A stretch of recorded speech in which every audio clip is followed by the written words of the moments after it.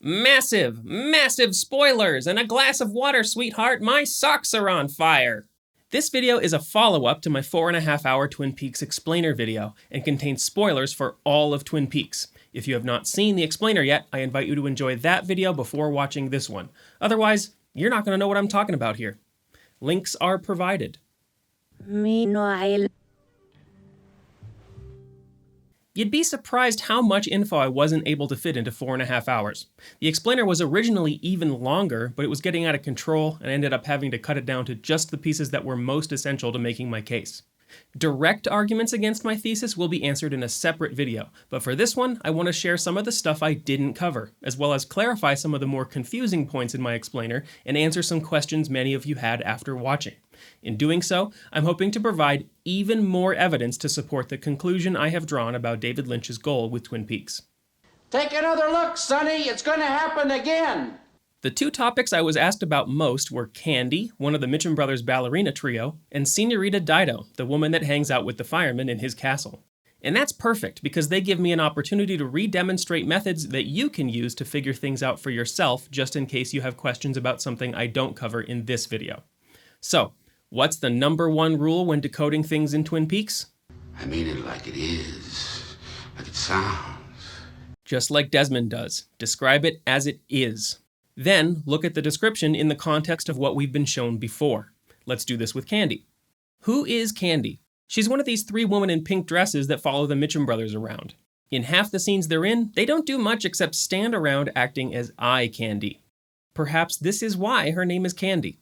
It's no secret that Lynch appreciates beautiful women, and he repeatedly associates them with the beauty of everyday life that he wants us to appreciate. Another reason could be that candy is made of sugar, and Lynch once famously described sugar as granulated happiness.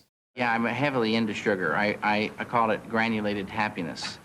Candy's sugary personality certainly fits the bill. and the keys to your new car! What are the Candy girls doing in the other half of their scenes? They are making and providing food for people. These are what you call finger sandwiches. Go ahead. Coffee and cherry pie, courtesy of Norma and Shelley. Coffee and donuts, courtesy of Lucy and Tammy. Meals on Wheels, courtesy of Laura, Donna, and the lovely ladies at the Double R.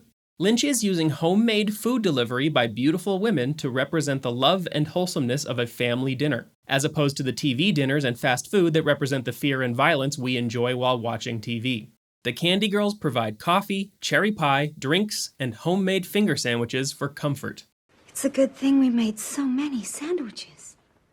So Candy must be a source of love or happiness. But she works for mobsters. What would you say is the key feature of Candy's character? Would you say she's spacey? Is she an airhead? Let's describe things as we see them. Candy, go get him.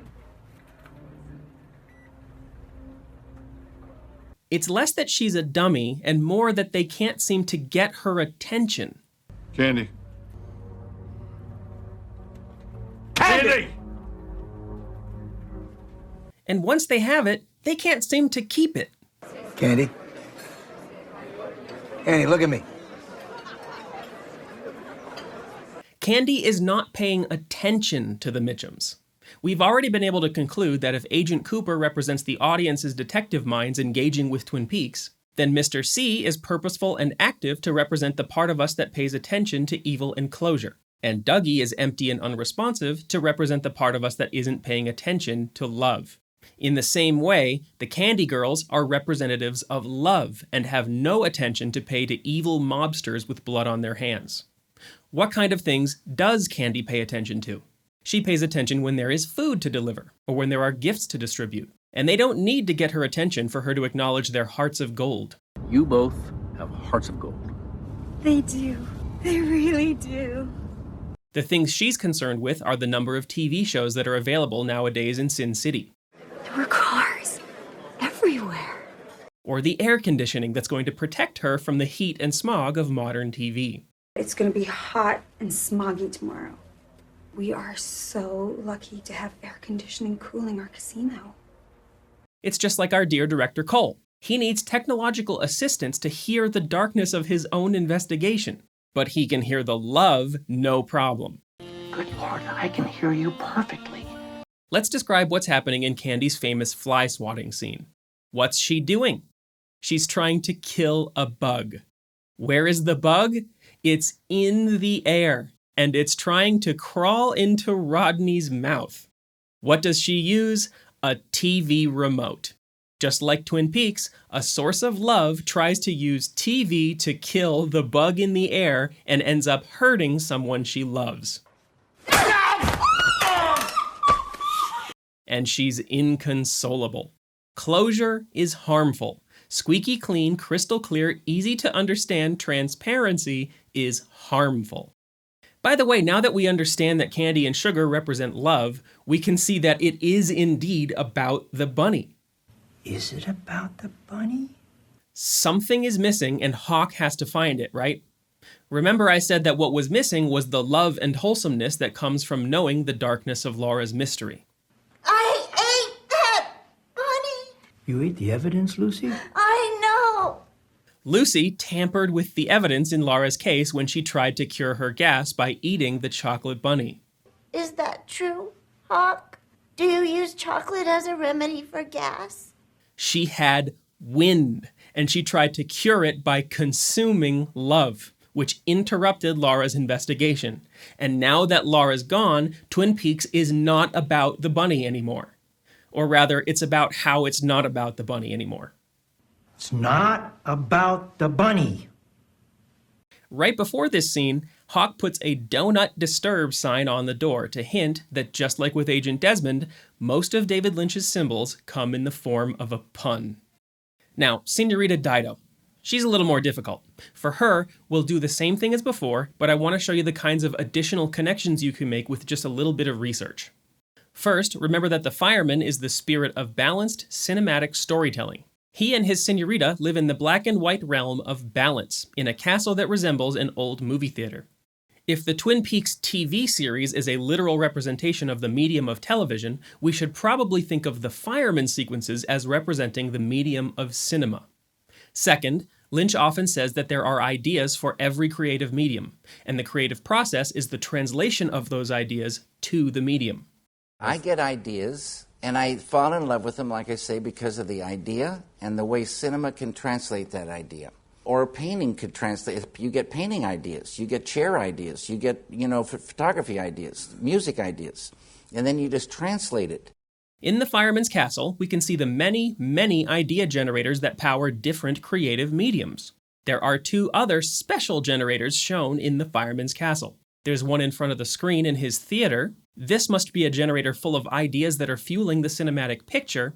And there's one that sounds an alarm in front of a record player playing music. This one must be full of ideas to power music and sound. The reason we would see these two special generators in the castle is because we're watching a film. And as David Lynch says, Cinema, to me, is sound and picture moving together in time. Now, who is Senorita Dido? She appears to be an assistant of some kind for the fireman. The fireman creates Laura Palmer, but it's Senorita Dido that puts her into the machinery and onto the big screen. Perhaps it's Dido's role to translate the fireman's ideas to a medium. If this is the case, then perhaps she's not listening to music from the phonograph in the sound room, but instead translating the musical ideas she hears to the phonograph record. This is, after all, how some early films were shown, with a separate record playing on a phonograph to accompany the picture. But there's another detail here. When the senorita walks into the theater, she's spotlit from behind, almost as if the picture on the screen is being projected through her. Perhaps she represents the physical medium of film itself. Perhaps. This is an interesting hypothesis, but it's incomplete and there's no proof. That's where the research comes in. Concepts and symbols take a literal form in Twin Peaks, so let's assume Senorita Dido represents the literal physical medium of film. Old photographic film was made from a strip of transparent celluloid coated with a light-sensitive emulsion of silver halide crystals in gelatin. Here's what silver halide crystals look like under an electron microscope during the crystal growing process. Silver crystals on transparent celluloid. Very similar to the senorita's dress made of silver sequins on transparent material. Could be a coincidence. Let's keep going. What about her name, Senorita Dido? Is it a reference to the founder and first queen of Carthage? Could be.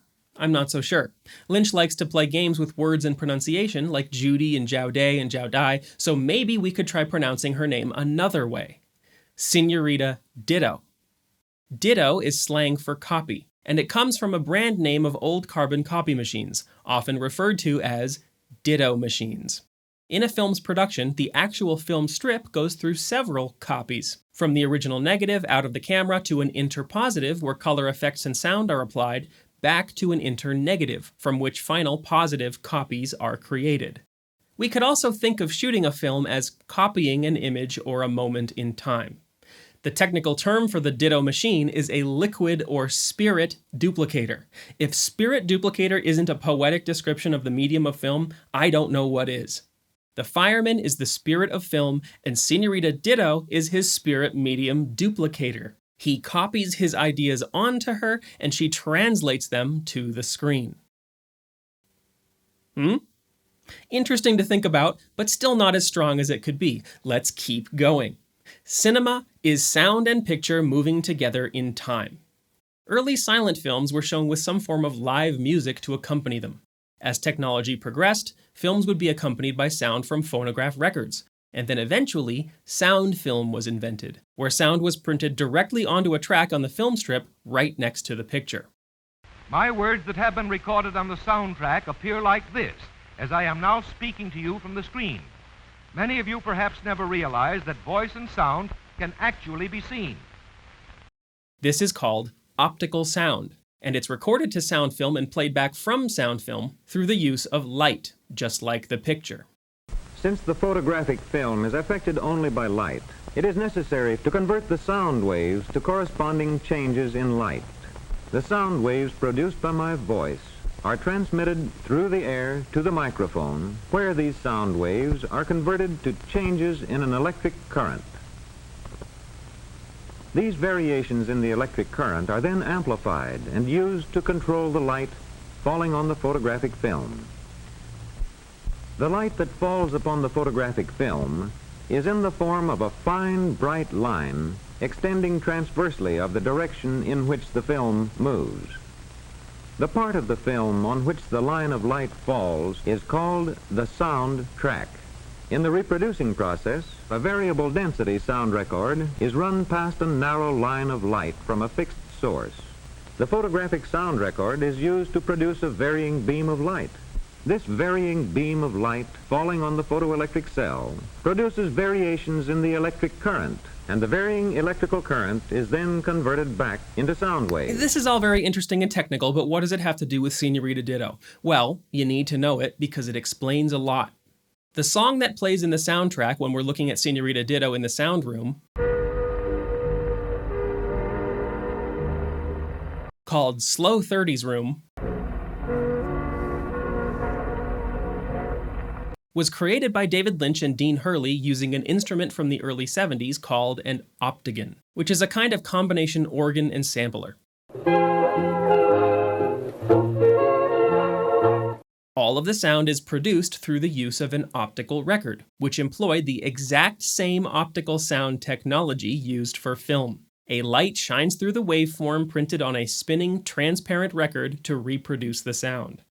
Each disc has 57 concentric rings of film soundtrack, so that's what this is, except instead of running vertically along a strip of film, you've got film soundtracks laid out in concentric loops.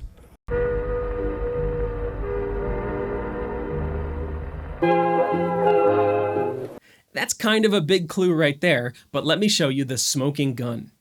While she's listening to this optical sound, there's a light shining onto her through the stereo waveforms of an optical track-looking screen.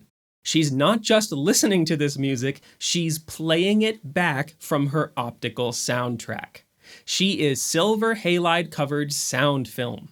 And when the light shines through her in the theater, it produces a movie partially covered by the shadow of the picture idea generator to show us that the waveforms in the soundtrack are flat, because in this case, we're watching a silent film.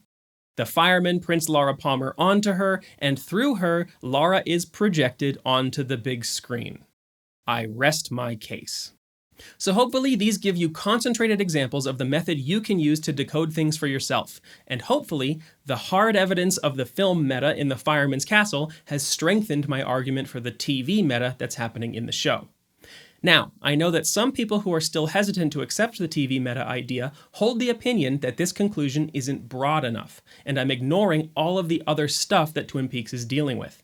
I understand, and I acknowledge that there's a lot more to the show than I was able to cover. However, what I did cover were what I think are the core ideas that make Twin Peaks, and all those other ideas you're picking up on, while present and important and interesting and valid, are secondary to the core ideas and not necessarily necessary to communicate the central message. To prove that, all we need to do is look at which ideas David Lynch treats as most important. David must have complete control over a film so that he can give us the experience he intends for us to have. He realized this for himself during the making of 1984's cinematic failure, Dune. Whenever interviewed about Dune, he laments that he sold out and wasn't able to properly execute his vision. Looking back on it, I realized I started selling out on the project right from the very beginning. Well, I never carried anything far enough for it to really be my own. I had the feeling that Dino and Raffaello wanted something, and then there was Frank Herbert's book, and trying to be true to it. So you're already locked into a specific corral, and it's hard to break out of that. I didn't really feel I had permission to really make it my own. That was the downfall for me. It was a problem. Dune was like a kind of studio film. I didn't have final cut, and little by little I was subconsciously making compromises, knowing I couldn't go here and not wanting to go there. I just fell, into this middle world. It was a sad place to be. That's the big lesson. Don't make a film if it can't be the film you want to make. It's a joke, and a sick joke, and it'll kill you. After this, Lynch determined that he would never again allow other people to interfere with his vision. For example, the situation with season 3 of Twin Peaks, where he almost refused to direct because Showtime would only give him enough money to make 9 episodes instead of 18. This determination not to have his vision compromised did not mix well with TV. In addition to numerous other directors and writers shaping the show as they saw fit, Lynch was making the show for an audience that wasn't his usual audience. David Lynch fans are ready for art, ready for mystery, ready for his style, so he can present his ideas to them any way he wants. But your average 1989 TV viewer was not ready for any of what Lynch wanted to show them. Stuck between an audience that didn't get it and a studio and production staff that had other ideas about it, Twin Peaks is unique amongst Lynch works in the amount of compensating he had to do for other people's lack of understanding and trust in his vision. What exactly did that mean? I'll explain it to you. From the very beginning, Lynch had to give explanations that filled in the gaps to create a complete picture whenever the show's longevity was threatened.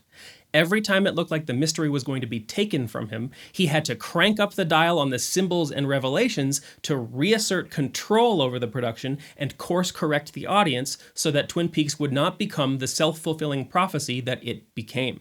This overcompensation is where much of the evidence for my thesis came from. If you observe what Lynch does when he's backed into a corner and forced to conclude things, you can see exactly which symbols and concepts take priority. Case in point, the Red Room. We were editing, and it was about 6 o'clock on a very beautiful, warm evening. And we went out to the parking lot. And in the parking lot, there was a car there, and I was leaning against the car roof, and I was feeling how nice and warm it was. It was so toasty, and I was digging this warmth, and in comes the Red Room. This is the famous story of how Lynch came up with the idea for the Red Room. And notice how it was the warmth on his arms that gave him the idea for Mike's severed arm controlling the fire of TV violence. Yeah. So I have a sensation like my left arm is immersed in a pot of boiling oil all the time. But the Red Room might never have been if not for the studio's lack of confidence in the show. The studio, expecting the show to fail, was already pressuring Lynch to come up with an ending to the mystery so they could release the pilot as a standalone film in Europe. This is how we got what's now known as the international version of the pilot, which has an extra 20 minutes of footage that ends the pilot's story.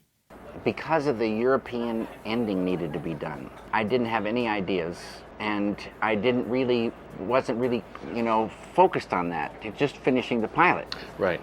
But then this pressure came, somebody said, you got to fulfill this obligation. Yeah. It's part of this contract. Yeah. The Red Room and a couple other sequences from Cooper's dream at the end of episode 3. In other words, the most important sequences in the show were originally created as an ending of the pilot. As such, they would have to contain many of the clues necessary to intuitively communicate the central message. Just in case the show never made it to TV, Lynch was making sure that the pilot, including its ending, was a finished work, one complete idea. If that's true, everything that follows it, season 1, season 2, the film, everything in those, all that stuff that I've been told I'm ignoring, can only follow and build on the complete message from the pilot. So let's run through the episode and see if the complete TV meta idea is there. And along the way, we can look at little bits of evidence I left out of the main video. Please keep in mind, a lot of the explanation for the pilot's symbols didn't come until later, but that doesn't mean these things didn't mean what they would later be shown to mean. We open on images from the sawmill, indicating that we are about to start snoring as we begin our TV dream. The Welcome to Twin Peaks sign has 2 mountain peaks on it, resembling the sine wave of electricity traveling down the power lines that lead us into town. Pete Martell finds Laura Palmer's body wrapped in plastic like a TV dinner. Harry S. Truman was the US president who dropped nuclear bombs on Japan, so Sheriff Harry S. Truman begins the investigation of the TV violence that grew out of those nukes. Andy cries here and at the scene of the murder to communicate the depth of emotion we should feel in contrast to the shallowness of other shows. Sarah Palmer smokes in her kitchen, because where there is smoke, there is fire. The ceiling fan blows the wind of the zeitgeist down from above as Sarah finds out Laura is missing. We can see a goose in Laura's bedroom, because Laura's mystery is the goose that laid the golden idea eggs into the show. More geese can be seen in Major Briggs's kitchen, next to a pot of the coffee that fuels our investigation of these goose eggs. Also in his kitchen stands what I presume is a small statue of a transcendental meditation yogi. Ben Horne presents his business plan to replace the snoring sawmill with a soulless housing development. A roaring fireplace completes the analogy of corporate interests replacing small-town wholesome mundanity with the destructive fire of TV violence for empty, prepackaged capital gain. This reflects Lynch's attitude towards TV at the time. He thought TV was the future of visual art, but it was being sabotaged by advertising and executives. And by the way, this might be a reason why Lynch returned to TV in 2017, because we can get cinema quality picture and sound at home ad-free now. Laura's father is helping with the Ghostwood project, mirroring that the destruction of beautiful mundanity is what gave birth to Laura's mystery. Later, the murder puts an end to the deal. They found my friend Laura. She'd been murdered. Just as the mystery tries to slow down and end meaningless TV violence. Norma Jennings serves a bittersweet balance of coffee and pie at the meeting place of love. Shelley and Bobby are having a love affair, and they tease Heidi for some lovely activities of her own. I'll see you in my dreams, says Bobby. Not if I see you first, Miss Twin Peaks responds. Evil is defeated by seeing it for what it is. If Bobby is a bad boy, then seeing his bad self coming will keep him from getting into Miss Twin Peaks' dream. The zeitgeist blows the mystery through the telephone pole trees. Attention-loving Audrey replaces her balanced black and white shoes with a pair of fiery red heels, and puts her cigarette out in a Smokey the Bear ashtray. Let's see if Laura's mystery can't put the forced fire of TV violence out. In the radio wave painted hallway, this rock and roller, because rock and roll is what helped start the fire back in 1956, does the wave just as the police arrive. Elvis is in the airwaves, and the investigation is starting.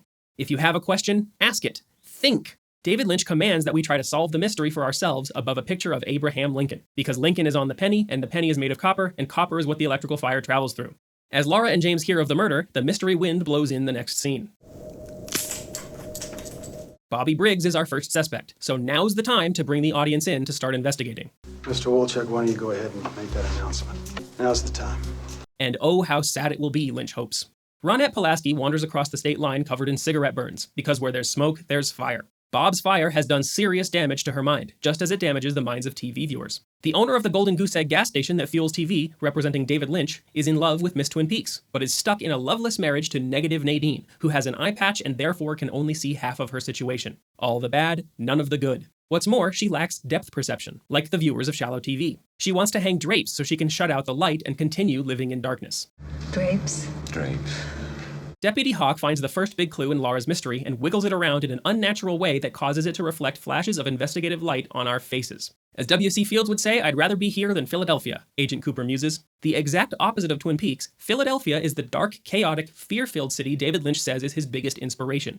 FBI Special Agent Cooper has just eaten a tuna fish sandwich and a bittersweet balance of coffee and cherry pie at the Lamplighter Inn. Lamplighter Inn, that's on Highway 2 near Lewis Fork. This is appropriate fuel to spark a light into TV via the idea fish swimming in Lynch's mind. Cooper enjoys his investigation, like the TV audience he's channeling. The fugitive's one-armed man stands in the hospital elevator to hint at the TV meta. While a broken fluorescent lamp flashes investigative light onto our faces, Cooper uses a TV screen-esque lighted magnifier to find Bob's signature on the pain and suffering in Laura's soul. Cooper finds a key to a safe deposit box in Laura's diary, along with traces of cocaine, which Sheriff Truman says is out of Laura's character. You didn't know Laura Palmer. Bobby is questioned about Laura's secret boyfriend. Shortly thereafter, we learn that Laura was tutoring Audrey's mentally disabled brother, all of which invites us to ponder her secretive dual nature. The log lady flashes the light in the town hall to get our attention. Cooper talks about the killer's previous victim, the loner nobody Teresa Banks, who represents the inconsequential victims of murder mysteries prior to Twin Peaks. No one came forward to claim her body. It wasn't even news until today. Secret meetings take place in the meeting place of secrets, while the Roadhouse Biker Band plays love songs. The reference to Marlon Brando in The Wild One sits listening. While enjoying the policeman's dream, Cooper tells Sheriff Truman he thinks he'll be in Twin Peaks for a long time while he investigates this mystery which is meant to be ongoing. Because, you know, I think I'm going to be here for some time. Josie Packard tells Sheriff Truman she wants to see him right over here. Right over here. Because right over here is where the camera can get a clear view of the owl-shaped porch light, because the owls are what carry the electrical fire and the plot of the show. Sarah Palmer has a vision, then wakes up screaming. Bob can be seen reflected in the Palmer's living room mirrors, which resemble an owl's face. TV violence has worked its way into the signal the owls are bringing to the mirror of life that is our TV sets. This is where the broadcast version of the episode ends. So we can see that most of the symbols are right there in that first episode, just in case this was a one-off thing. What's missing that would need to be covered in an ending? We still need a bit more about the goal of the show, an identity for the killer, a method of stopping him, a lesson on why ending the mystery is bad, and some more explanation of the mechanics of TV dreaming to fill out the meta. In the broadcast version, Sarah Palmer has a vision of Jacoby digging up James's half of Laura's necklace. But in the international version, Sarah remembers that she saw Laura's killer in her room. It's Bob. Leland is never blamed. If the show ends here, whatever tales of incest and filicide come later are not as important as Bob and what he represents. Leland calls Lucy looking for the sheriff, and Lucy sends Truman and Hawk to the Palmer house to make a police sketch of Bob. Cooper gets a call from Mike, who has privileged information about Teresa and Laura's murderer. This is the end of the story, and the fear in the air is winning, so Mike is waking Cooper from his dream. Agent Cooper, were you sleeping? Yes. There's something in the air. You feel it? You know about Teresa Banks, that pretty girl they found last year. Then Cooper and Truman go to the hospital to meet Mike. Mike delivers the famous Twin Peaks poem about the magician, David Lynch, longing to see a chance out of the cycle of television evil via the dark dream of Twin Peaks. Mike says that he and Bob lived above a convenience store, because Bob's victims are to be consumed at our pleasure and convenience. We lived above it. Perhaps our TVs are the store where we get our convenient victim meals, and they lived above it because they live in the airwaves. Mike tells them he cut his arm off because he is TV severing its evil intent and trying to stop it by creating the mystery of Twin Peaks. Mike positively identifies the killer from Bob's police sketch and tells the investigators where to find Bob. That's Bob. He's downstairs in the basement. Bob lurks in the dark, dank basement boiler room of television. Welcome to the killer's lair. Is Mike with you? I so much wanted to sing with him again. I so much wanted to sing with him again, Bob says, and he does get to sing with Mike. As Mike approaches Bob, we hear an eerie, magical sound in the air. Mike, can you hear me? This is the same sound we hear in Season 3 coming from the door in the basement of the Great Northern. What is this sound? When you have a note and another detuned note buzzes against it, there's something in between those two notes that's the magical area. It's a balance. And I think since we live in a world of dualities, hot and cold, high and low, the whole thing, that any balancing point is very special. The sound represents balance. At the beginning of the Red Room sequence, the little man from another place sits and begins to rub his hands together. This seems to produce the sound.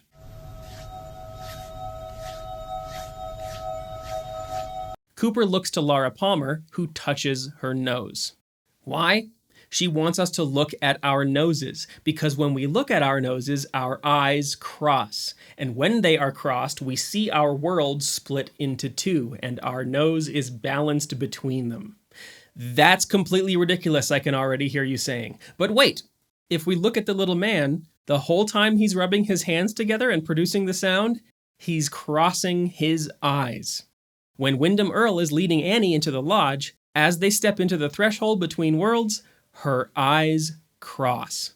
Laura is indicating that the Red Room is a place between the real world and the TV dream. The magical sound represents balance, or the place between a meeting of opposites. It's heard in Season 3 when people on the side of good draw near to the evil darkness of closure that resides in the basement of television.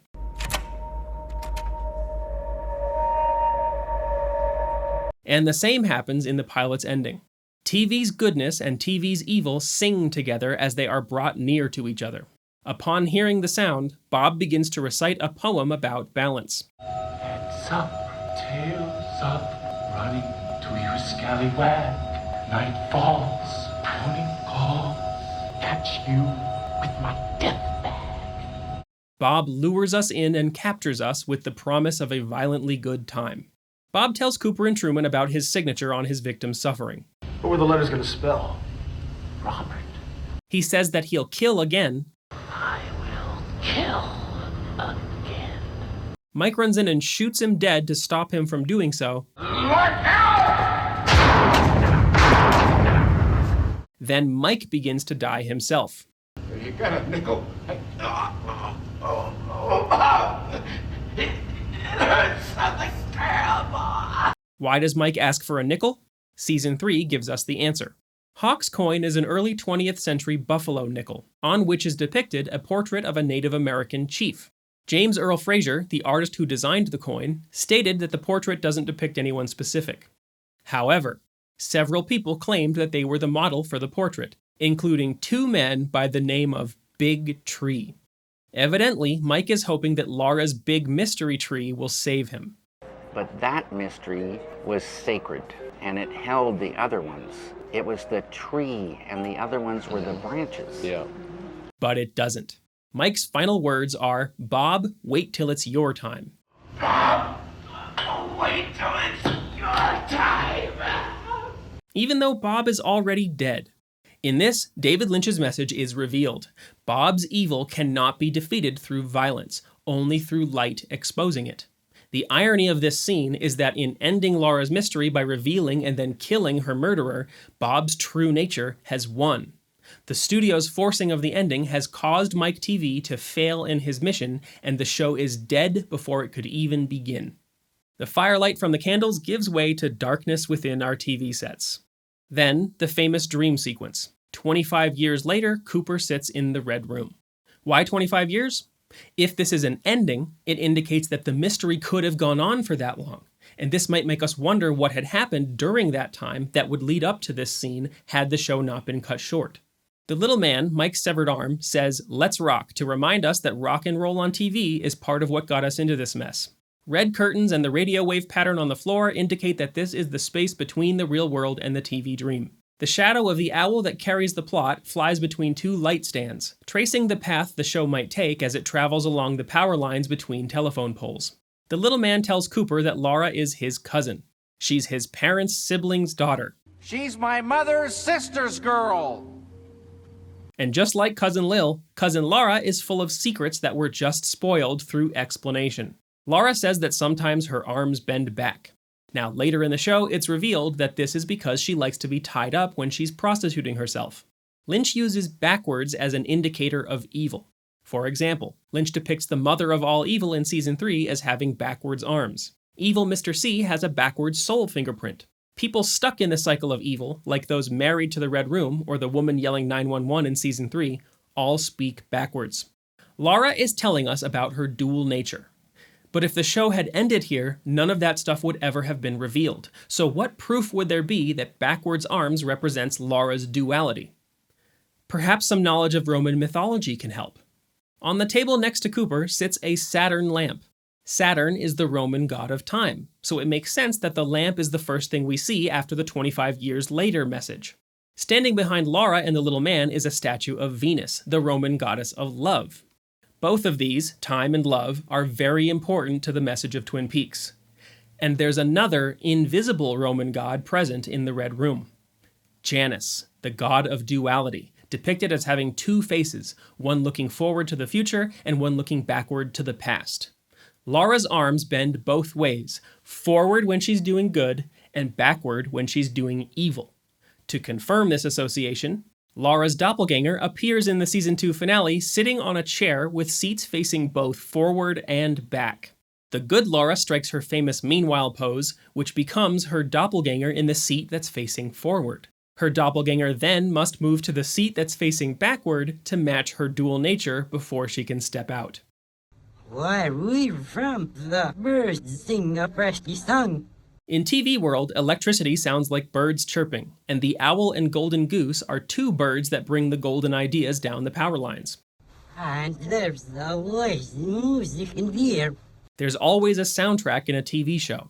The little man proves it by dancing to it, delighting in the evil that now remains in our TV sets, whilst Laura Palmer whispers the secrets she's filled with into Cooper's ear, re-establishing mystery as the top priority even after this forced ending.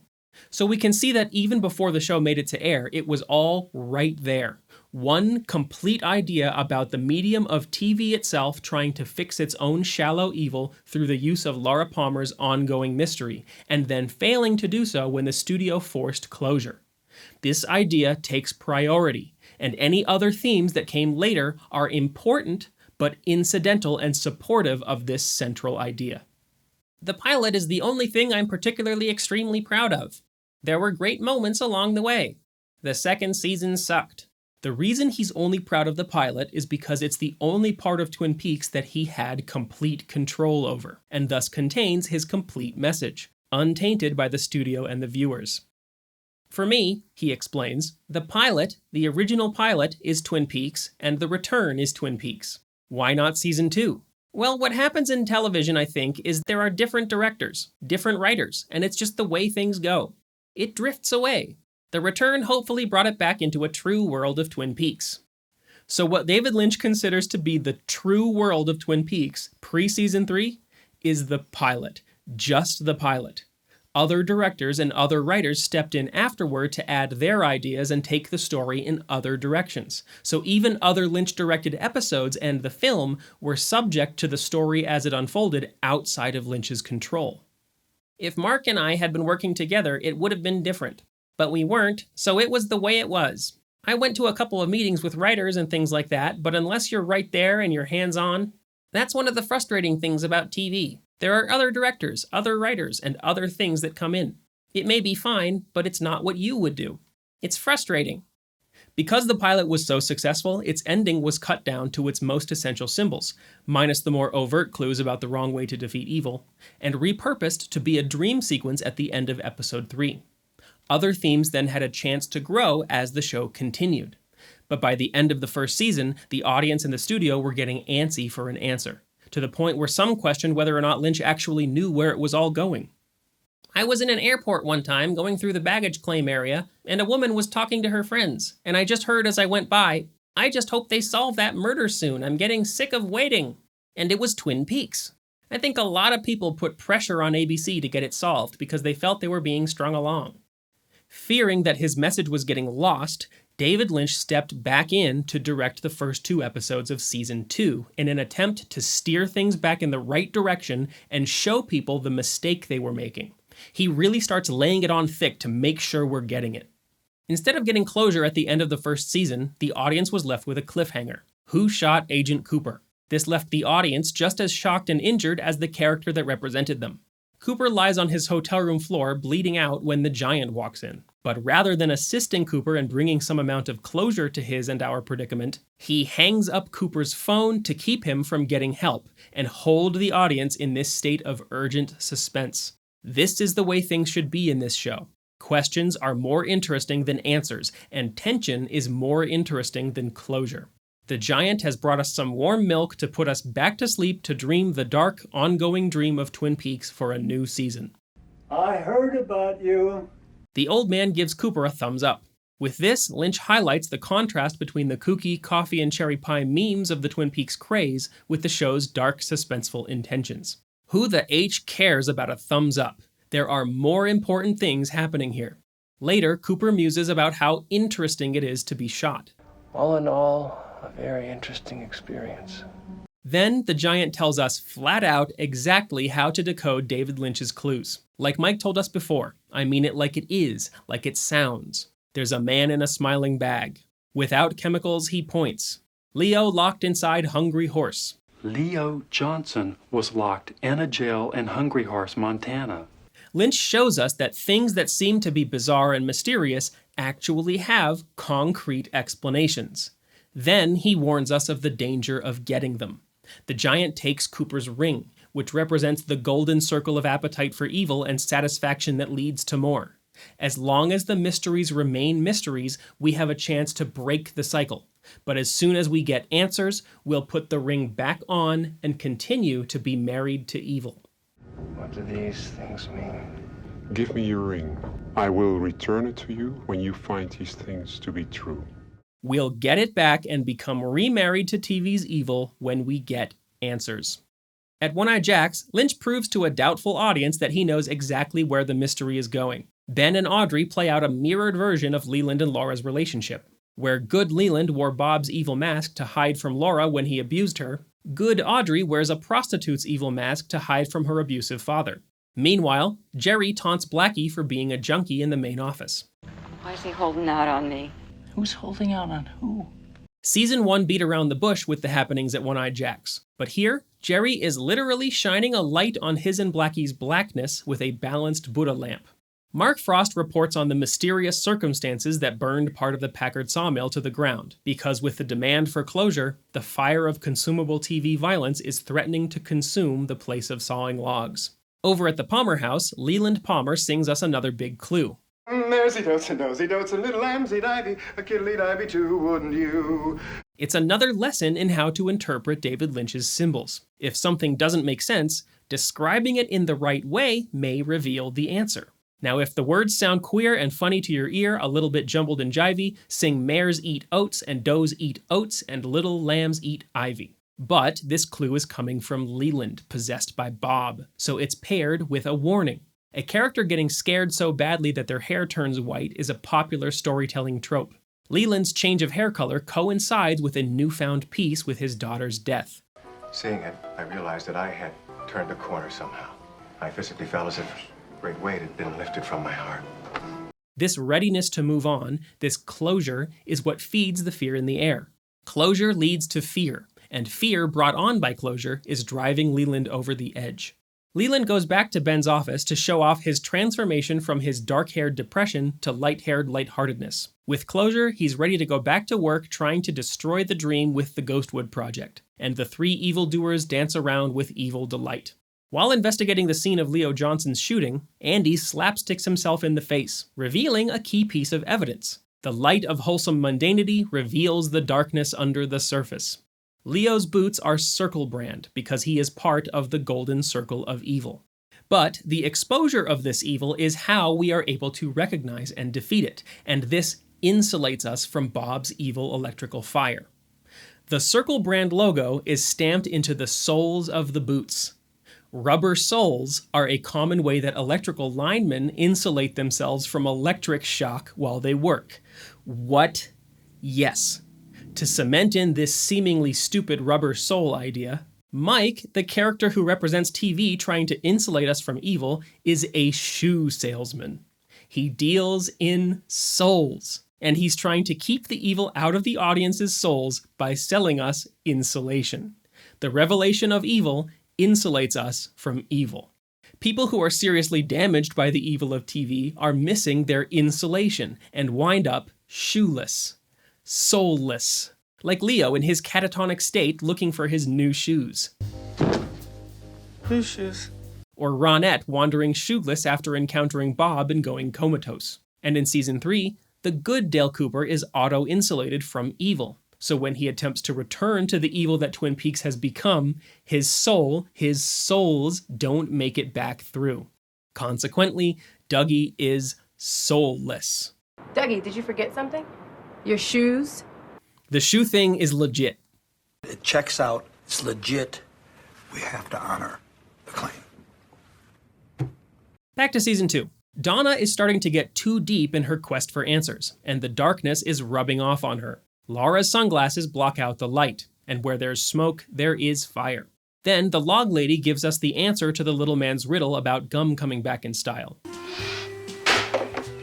While Cooper questions him, Jacoby tells us pretty directly about Laura's purpose in the show. Well, she was living a double life.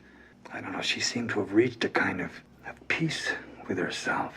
Maybe she allowed herself to be killed. He hints that Leland is possessed by Bob to prove once again that Lynch knew where things were going. Scorched engine oil. Major Briggs tells his son about a hopeful vision he had for Bobby's future. This taste of wholesome mundanity is an example of what Lynch wants for us, and it's described like it took place in the unified field. There seemed to emanate from it a light from within this gleaming, radiant marble. A reunion with the deepest well springs of my being. At the end of the episode, Harriet Hayward reminds us what the show is supposed to be about. Over and over and over. It was Laura. It was Laura. It was Laura. It was Laura. And the giant returns to Cooper to give us a closing message about slowing down and taking in the mystery rather than stampeding toward the answer. Don't search for all the answers at once. A path is formed by laying one stone at a time. He disappears with a golden flash back inside our collective ocean of consciousness. So that first episode of Season 2 is pretty dense with answers people didn't know they were getting, and warnings about what might happen if they did get the answers. And every single bit of it has to do with the TV meta. And it didn't stop there. In the next episode, Lynch begins with a history lesson about the beginnings of Tibetan Buddhism. The first Tibetan king to be touched by the Dharma was King Hathatha Rignon Butsan. He and succeeding kings were collectively known as the Happy Generations. Buddhism is about walking the middle path, and it's a tradition that would continue from the Happy Generations on through the centuries until it reached David Lynch in the form of the TM movement, leading him to create Twin Peaks to teach TV audiences about balance. Agent Cooper, I am thrilled to pieces that the Dharma came to King Ho Ho Ho. I really am. But right now I'm trying hard to focus on the more immediate problems of our own century right here in Twin Peaks. Albert, you'd be surprised at the connections between the two. Donna takes over Laura's Meals on Wheels route, dressed like Velma from Scooby-Doo to really sell the amateur investigator angle. She meets David Lynch and his grandmother, who teach us the lesson about the director directing our attention to the creamed corn that represents our desire for the sickness of prepackaged murder mystery victims. In the previous episode, Lynch made several jokes about hospital food making people sick. Oh! The food in these places will kill you quicker than most diseases. And that food resembles the disgusting slop that the grandmother is now refusing to eat. They used to bring me hospital food. Imagine that. If we want to beat the sickness, we gotta eat the sickness. The sickness is Laura's mystery. Afterward, Lynch begins the Harold Smith storyline, which ends up being the most overt and dire warning against closure. Harold is an agoraphobic. He's afraid of light. What does he do all cooped up in his apartment? He grows orchids. That's why it's so warm in here. They don't need a lot of light. And he literally collects the stories of other people's lives. People come to me and tell me their stories about the world outside. I take their stories and place them in a larger context, a sort of living novel. He's a TV watcher who shuts out real life, trying to live vicariously through the lives of those whose stories he collects from the TV. And why does he hang himself? Because some amateur investigators try to steal Laura Palmer's story from him. Are you looking for secrets? He's possessed by fear of the absence of Laura's mystery, and it kills him. Unfortunately, the amateur investigators in the audience didn't get the heavy messaging Lynch was slathering all over these first two episodes, so the fear in the airwaves would soon kill them too. In the 6th episode of Season 2, Lynch appeared as Gordon Cole to start criticizing the audience. You remind me today of a small Mexican chihuahua. Why does he make this comparison? What the hell is this about a Mexican chihuahua? Because a chihuahua is anxious and yippy, and he wished the audience could have settled down a little. In Lynch's direction of episode 7, he gave everyone the closure they so desperately wanted. He'd been as explicit as he could be while maintaining the mystery, and none of it got through. Episode 7 was just a repeat of the would-be and did-be closure of the international pilot. David Lynch says his goodbyes and leaves. Laura Palmer's identical twin cousin says her goodbyes, because Laura's mystery is about to be killed off. Mike TV feels the effects of the darkness creeping back in, and becomes physically ill in the hotel that represents a TV set. "I am a lonely soul," reads Harold's suicide note. He was no longer able to feel the love that resulted from the townspeople coming together as they grieved for Laura. Wholesome, mundanely silly Lucy is absent from the sheriff's station front desk. Audrey gets closure from her father. The Mr. Tojimura mystery is brought to a close. Shelley quits her job and says goodbye to Miss Twin Peaks. Love is leaving the meeting place of love. The childish audience is exerting full control over the gas station owner. Oh, Nadine! Viewers were destroying the source of the show's sweetness, hurting themselves in the process, and they didn't even know or care. I'm so clumsy lately. I can hardly believe it. At the Roadhouse, the amateur detective regrets trying to take Laura's secrets by force. He's dead. He didn't deserve that. The light of revelation shines on our faces, and the mystery dies for good. You're going back to Missoula, Montana! The killing blow is dealt when Maddie's head is smashed into a picture of an elk, with antlers that resemble a TV antenna. TV brought us Laura's mystery, and TV is taking it away. The giant apologizes that the film had to end this way. I'm so sorry. Everyone cries without quite knowing why, and the red curtain closes on Laura's mystery. The credits don't roll on Laura's prom photo. Laura is gone. Instead, they roll on a picture of Cooper pondering this sadness. In the wake of Lynch's departure, and with the core mystery snuffed out, Season 2 would continue, utterly directionless and divorced from its original purpose. And that's understandable. Without knowing Lynch's intentions, how could anyone who was left continue things in a similar direction? But that sure didn't stop anyone from trying. Diane Keaton. It got very stupid and goofy in the second season. It got ridiculous. I stopped watching that show because it got so bad. What's more, a few of the more important clues ended up getting last-minute, ham-fisted, oversimplified explanations. The little man danced because Leland danced. What did the little man do in my dream? He danced. After Laura's death, Leland danced compulsively. No! The little man mentioned gum because Leland likes gum. That's my most favorite gum in the world. No. Clearly upset about what had become of his show in his absence, and probably knowing it was about to be canceled, Lynch returned for the Season 2 finale to correct the record one final time. As an artist, he couldn't have his work misunderstood. He needed people to know how far away from the central message things had gotten. The first thing we see in the last episode is Lucy's fear of the lights going out. I kept thinking, the lights are going out, the lights are going out. Agent Cooper is back to his old FBI self, instead of wearing flannel shirts and trying to buy property. Lynch has complained about that detail specifically. Pete Martell is very upset that his truck was stolen by who he thinks was the log lady, but who was actually Wyndham Earle. The log lady stole my truck. This is to symbolize that where the audience thought the spirit of Twin Peaks was in control of the show, it was actually the evil they had wrought behind the wheel. Wyndham Earle stole your truck.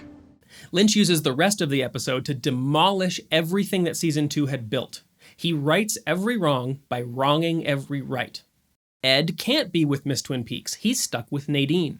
Ben Horne tells the truth, and it tears Donna and her family apart, no matter how well-intentioned he was.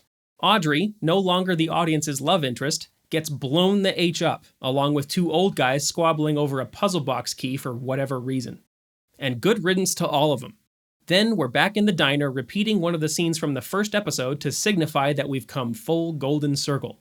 Lynch connects a few dots and answers a few questions in the Red Room. He's hijacked Annie's storyline and turned it into a repeat of Cooper's failure of character with Wyndham Earle and Caroline. Annie and Caroline are basically the same concept. This reflects the failure of character in his audience. Cooper never leaves the Red Room. Our souls belong to the TV, and our shadow selves have triumphed. As usual, we end on a reminder of what this show was supposed to be about. There she is, looking out at us from the oil that powered her investigation. Now, don't get the wrong idea. None of what Lynch did here was out of any sense of malice toward the audience or the studio or any writers or directors. It's just a reflection of the reality of the situation, and Lynch has described it as saddening more than anything else. It's a huge sadness, and an absurdity that ever happened. And this goes for the third season as well. It's a common misinterpretation that Lynch was being spiteful with season 3. But again, it's just the sad reality of Twin Peaks. It's just the truth of it. It was in the space between the cancellation of the show and the release of the film that Lynch gave the Christine McKenna interview I highlighted in my explainer. This is the interview where he's very specific about the reason that balance is so important to him. David Lynch is famous for never explaining his art, but in this interview, he's particularly loose with his philosophy, much more than any other interview I've come across. And I think it's because it was right in the midst of the audience's rejection of his message, so he may have been feeling a little more misunderstood than usual and trying to make sure that at least somebody got the right idea. Everyone thought I was wasting their time and I didn't know what I was doing. They missed the point, so I guess I'll have to tell somebody the point. Yes, and the reason for that is... David Lynch directly explaining his reasoning just this once and then never again. The film was released in the same period of misunderstanding and rejection, so like the interview, Fire Walk with Me is another outlet for unexpressed meaning. Yes, the film was a chance to fight back against the medium that had rejected his message and the studio that had constrained it. But more importantly, it was a chance to take back control over his art.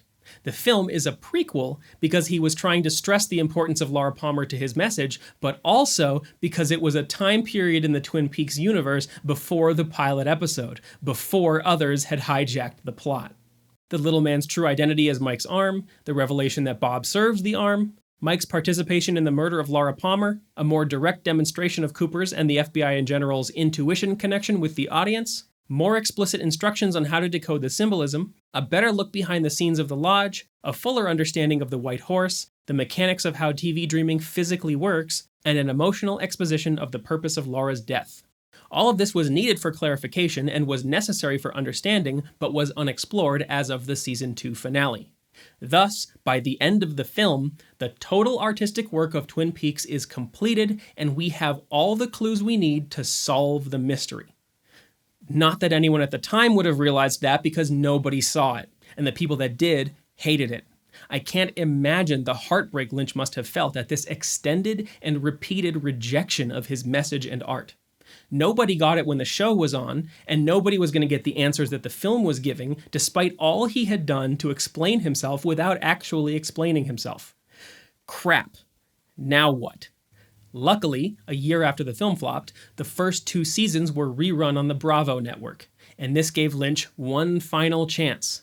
If previous viewers weren't receptive to his message, perhaps he could control the way future viewers would see the show. To accompany the reruns, Lynch was able to shoot an introduction for each separate episode, hosted by the one character he knew nobody would ignore. The CEO of Twin Peaks memes herself, Margaret Lanterman. These introductions were written to put the viewer in the right headspace for optimal enjoyment of a David Lynch mystery. The Log Lady posed questions about deep concepts, trying to keep people from focusing on surface-level quirkiness. In reality, she's just telling us the answers point blank. I think he was sick of misunderstandings and ready to be done with it. It's all about Laura Palmer. It is a story of many, but it begins with one. Laura is the one. You're not supposed to find out who killed her because mystery is better than closure. As a wise person said with a smile, the answer is within the question. There is a depression after an answer is given. It was almost fun not knowing. Ongoing mysteries unearth the depth of emotion possible in a TV show. How long it takes to grow a tree. Will this sadness that makes me cry my heart out, will it ever end? A lot of things are clues, and they all have explanations. Behind all things are reasons. Reasons can even explain the absurd. Sometimes it is not anger, really. It may appear as such, but could it be a clue? What really is cream corn? Is it a symbol for something else? The clues, although surrounding us, are somehow mistaken for something else. The whole point is to bring us closer to balance. Balance is the key. Balance is the key to many things. I love pie with coffee, but in between these exists a firm, slightly crusted pitch with such a flavor. Balance is found in the unified field. Is there a bigger being walking with all the stars within? Lack of balance on TV creates a feedback loop of evil shows that create a desire for more evil shows. A circle of pain, a circle of suffering. Are our appetites, our desires, undermining us? The shallowness of TV murder mysteries is damaging our souls, our bodies, and even our society. Sometimes when we see the eyes that have no soul, then we know a darkness. Negative emotions can cause severe problems in our environment and to the health of our body. The meta is literal, and she knows she's a TV character. I play my part on life's stage. Are we being introduced against our will? Can you see through a wall? Ideas from the unified field created this television dream. All that we see in this world is based on someone's ideas. Some ideas arrive in the form of a dream. Dale Cooper represents the detectives in the audience. In a dream, are all the characters really you? Do we have the time to learn the reasons behind the human being's varied behavior? Some take the time. Are they called detectives? And then, after the killer's reveal, she starts to talk about how the show became an imposter wearing Lynch's dearly departed Twin Peaks as a mask. A death mask is almost an intrusion on a beautiful memory. And yet, who could throw away the casting of a loved one? Maybe she even comments on how Josie ending up in the furniture is a nonsensical attempt to keep things Lynchian in his absence. Can a victim of power end in any way connected to a drawer pull? How can this be? And then she compares the show to her dead dog. I had a dog. The dog was large. I have a memory of this dog. The memory is all that I have left of my dog. He was black and white. The show, the massive success of Twin Peaks, was gone. The memory of it was all that was left, and it was about balance. It was black and white. What does the log lady say killed her dog? The answer actually explains a few more things I didn't cover in my explainer. But before we get to those, we need to talk about electricity again. Let's say you have a TV connected to a wall socket. Electricity will travel from the power plant into the TV through what's called the hot wire. The electricity will not flow unless the circuit is completed through your TV and back out to the power plant through the neutral wire. Fire comes from the source through the hot wire, goes through your TV, and returns to the source through neutral. The route that electricity takes from an electronic device back to the power source is called the return path, which is commonly referred to in engineering jargon as ground.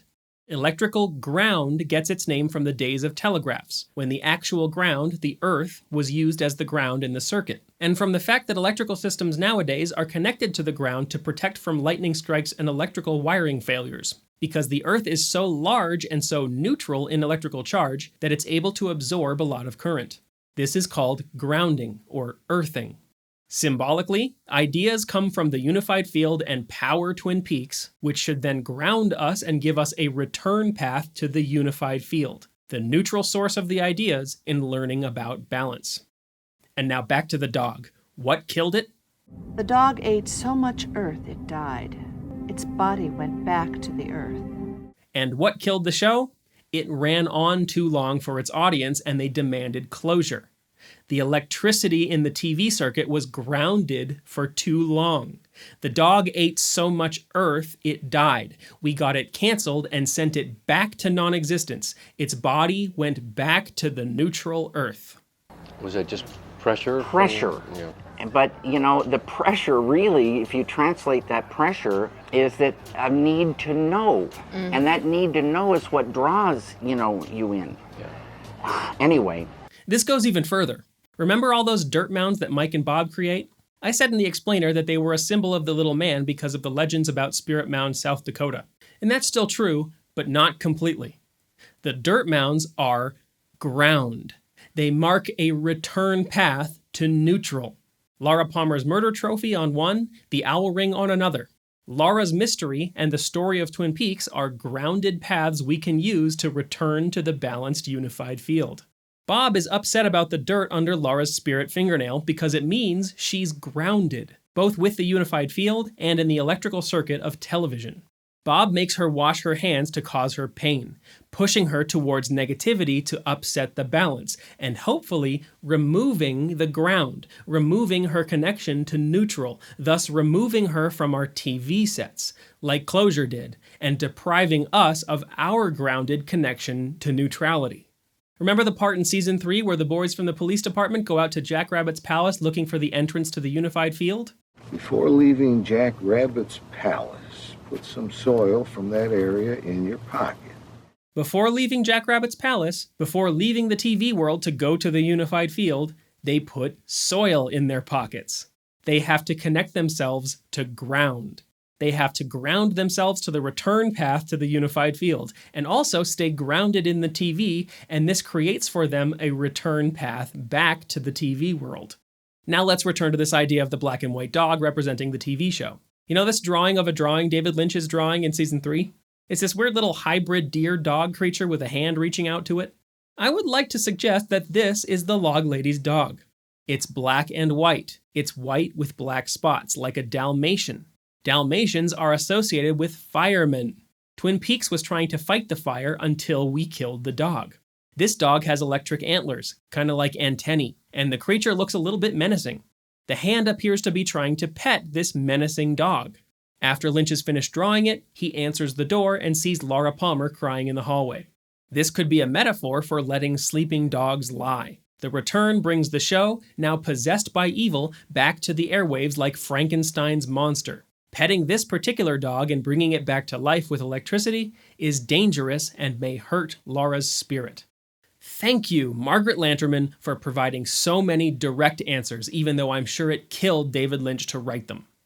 The Log Lady intros were the last time David Lynch was able to communicate the untainted message behind his art.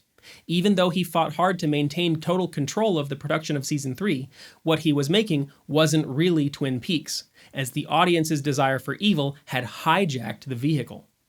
The irony of the return was that he was in complete creative control of something that wasn't completely his anymore.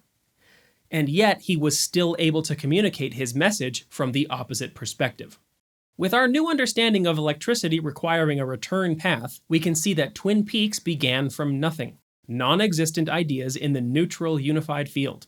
When it started, it moved us toward the positive. But partway through, we got too much of a good thing. We reversed the show's trajectory and sent it back to neutrality, back to nothing with Season 2's cancellation. This was only the positive side of an electrical cycle, and was therefore unbalanced. Electricity won't flow from the positive or negative side of a power source unless it has an opposite to return to. So for Season 3, we pulled it back out of neutrality, back out of the unified field, and allowed it to continue its swing into negativity and show us how unlike the original show it was. This was the darkness we needed to see in order to appreciate the light of the first 2 seasons. As we were exposed to this message and came to appreciate Dougie's story, we swung back in the other direction until the electrical cycle was complete at the time of completion, when the show was erased for a second time and returned to non-existent neutral. Twin Peaks: The Return. We've now seen the positive and the negative. Hopefully we are more balanced because of it. Lynch has course-corrected the audience once again, and his artistic message from the beginning is complete.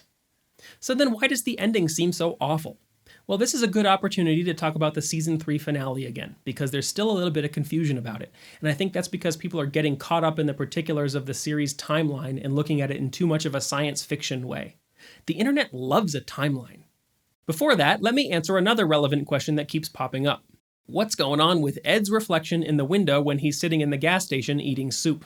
It changes suddenly and doesn't match his movements. Is this evidence of a disturbance in the timeline? Yes, but not the timeline you're thinking of. It's a disturbance in the editing timeline. Before Ed's reflection changes, if you watch this first car that goes by, you can see that it disappears for a bit behind the door frame, and the timing of its reappearance doesn't quite match up. The car in the main window is either a different car from the one that passes the door, or it's a different shot of the same car that's being edited in for some reason. When Ed's reflection change happens, it coincides with the appearance of a second car. In video editing, if you want to change what's happening outside of a window in a shot, you can use what's called a mask to cut the window out and insert different footage behind the hole that's created. Masks can be moved around while your footage is playing. You can actually see such a mask sweeping across Ed's window at the same speed as this other car, and distortions across this whole section of the window to match, not just over Ed. The mask is moving with the car. Later, while the credits are rolling, we can see 4 cars go by the window, but only 2 make it past the door frame, while the other 2 disappear. So those 2 are being added in the main window later, just like the first one. All of this tells me that this has nothing to do with timeline shifts and everything to do with the cars passing outside the window. Maybe Lynch wanted to change the number of cars that went by, maybe the timings of the cars, maybe the speed, maybe the types of cars. Maybe there was a particular model of car they weren't allowed to show. But whatever it was, it's 1000% about the cars passing by, and I'm 1000% sure they were hoping you wouldn't notice Ed's position changing. Because the final shot is dark enough that you wouldn't notice, and probably didn't. Okay? Cool. Let's get back to the timeline. From the movie to the beginning of Season 1 to the end of Season 2, even though characters are moving in and out of the Red Room and sending messages back and forth through time, things happen sequentially and are very easy to understand. It's when we get to Season 3 that things start to get confusing. It's going to be a complete mess, so I'll do my best. Everything from the beginning of Fire Walk With Me to Episode 2 of Season 3 is the real, original Twin Peaks. As of the beginning of the return, the mystery is still alive, and it begins with us still trapped in the Red Room, not realizing the show is dead. Mike asks us a rhetorical question. Is it future or is it past? Mike isn't talking about the in-universe timeline so much as he's talking about the difference between 90s Twin Peaks and 2017 Twin Peaks. The answer is that it's neither. Twin Peaks died in the 90s, so this can't be Twin Peaks' future.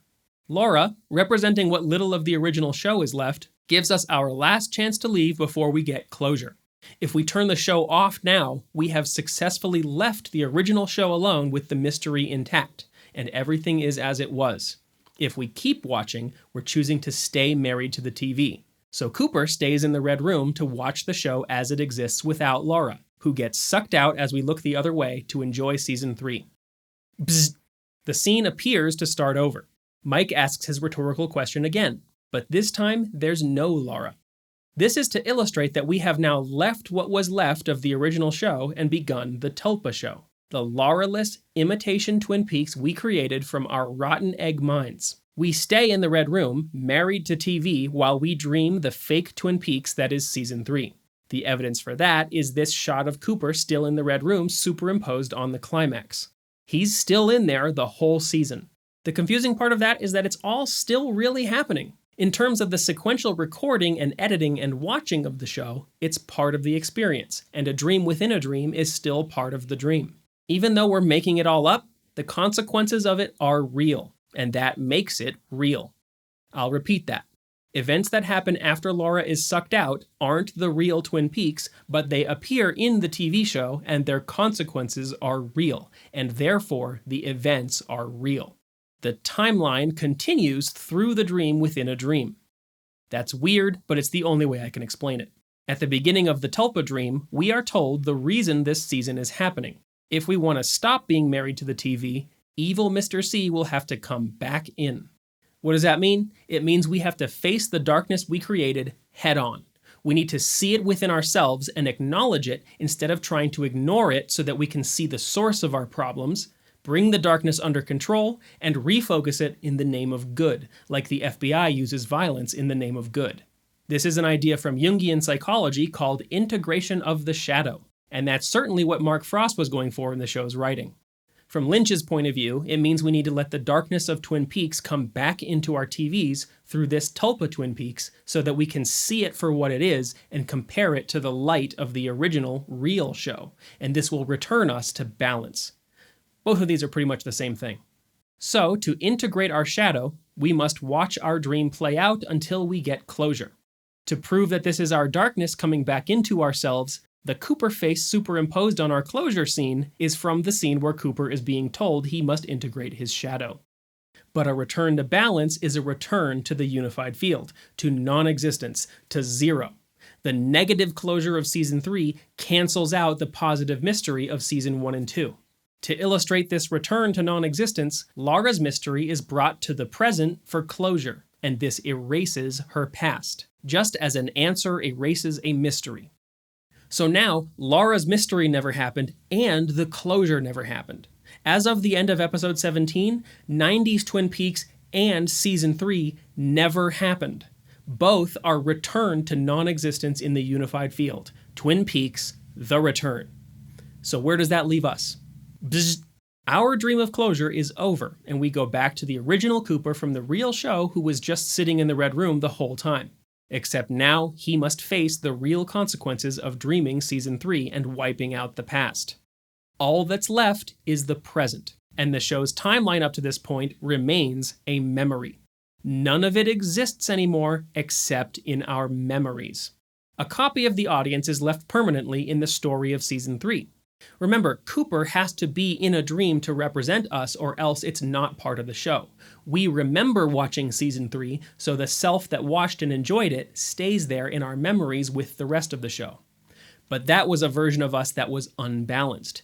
Now we've seen the darkness we needed to see in order to recognize the light. And now we are balanced enough to leave the show and the TV. We're balanced enough to stop watching. So now Cooper gets to leave the Red Room under his own power. This is a balanced Cooper to reflect the newly balanced audience. That should be the end. But closure does not satisfy us. Mystery does. And Lynch knows that we still haven't learned that lesson. How can Twin Peaks, how can Laura just be gone? That's not a good ending. I want closure. So what do? We do what we have always done time and time again. We go back to the television woods, we get that memory of the Twin Peaks we know and love, we pull it out of the past and bring it back to the power lines to put it back on the air in the present to get the good closure. We're trying to make the show exist in a time where it no longer exists. Lynch places Twin Peaks memes all over this Twin Peaks-less world, knowing that we will try to make sense of them. We will try to rationalize this into being Twin Peaks. This is not Laura Palmer. But we don't care. We grab the memory of Laura Palmer and drag it back to the TV. Twin Peaks, get back in the TV and give us the closure, please. And we don't get that it's not possible, and we try to make sense of it with a timeline. What year is this? And that's where season 3 actually ends. It was already over, but this part of it that's not really Twin Peaks is still part of the show. Which is a little paradoxical, but you just have to go with it. It's like the fake dream Cooper was dreaming. It wasn't really Twin Peaks, but the fact that it takes place in season 3 and that the consequences are real makes it all real. So because the not Twin Peaks thing of the last episode is now realized, the memory of Laura Palmer that isn't Laura Palmer feels the real effects of our closure and lets out a final scream of agony as the show dies completely for the 5th or 6th time, depending on how you're counting. How many times does this thing have to die of completion? Evidently, it hasn't died enough yet, because what are people doing now? Proving Lynch's point once again. The season 3 ending wasn't closure enough. Give us season 4, David. We want closure, David. But not this crappy downer closure. We want the good kind. Season 4, please, David. And we would consume that, and it wouldn't satisfy, and we would just keep consuming, no satisfaction. We consume, and we are not satisfied. And that's the answer to the last question I want to address. Will there be a season 4? No Laura's mystery, no Twin Peaks. Lynch could not have proven that point any further. So I don't think there will or can be a season 4. But as always, I would love to be proven wrong.